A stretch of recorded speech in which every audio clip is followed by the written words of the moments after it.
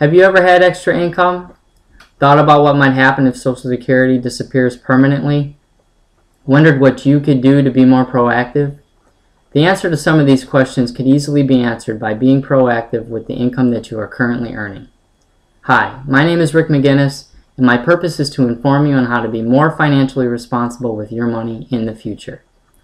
The information I have sourced comes from an article that I read from cnnmoney.com and was authored by Walter Updegrave. The two main points that I'm going to cover with you today are making regular savings a priority and controlling your debt.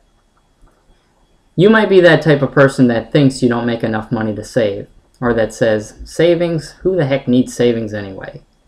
If so, my first point is going to stress just how important it is to make regular savings a priority. And the first reason why you would want to save is to build that reserve for emergencies, or to have an emergency fund, if you will. This involves setting money aside each month and putting it into an interest-bearing account, such as a savings account, a CD, or a money market account. Now, the experts will tell you the amount that you generally want to keep in this account is equivalent to about 3 to 6 months of your living expenses. The second reason why you would want to save is for your future. At some point in your life, you're going to be unable or unwilling to work. So it's important that you have the financial reserves built up in order to take care of yourself and your family. Because when that time comes, you're going to be making a lot less then than you do right now. And as we all know, Social Security has dwindled over the years. So God only knows where Social Security will be when it comes time for us to retire. So reliance on your personal investments and savings will be crucial for your financial survivability.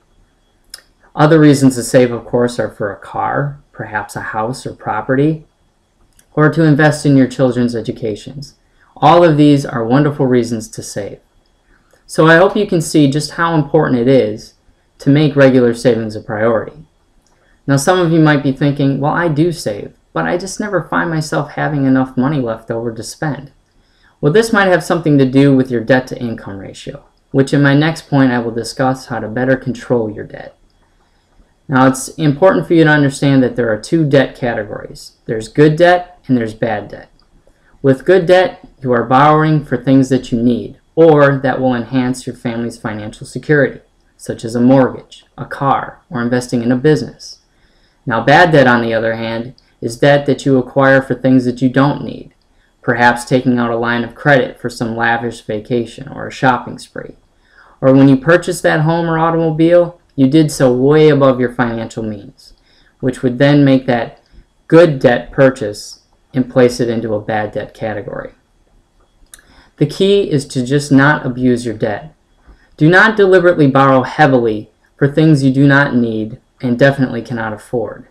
Remember, just because you find that low-life lender that will approve your loan doesn't mean that you can afford it. It is important, and it is your responsibility to be able to comfortably manage your monthly payments and make sure you pay them on time.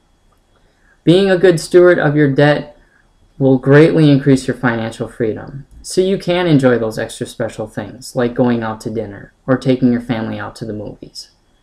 Rightfully so, you can see just how important it is to make the responsible decisions about the debt that you acquire.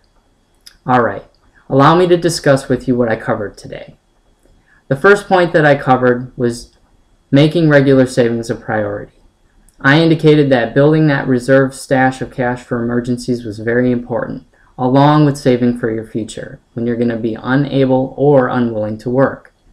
And my second and final point that I made was controlling your debt. How it is important to make the responsible decisions in your spending and understanding the difference between good and bad debt. So hopefully you can see just what it means to be a little bit more responsible with your finances. I thank you very much for your attention. Have a great day.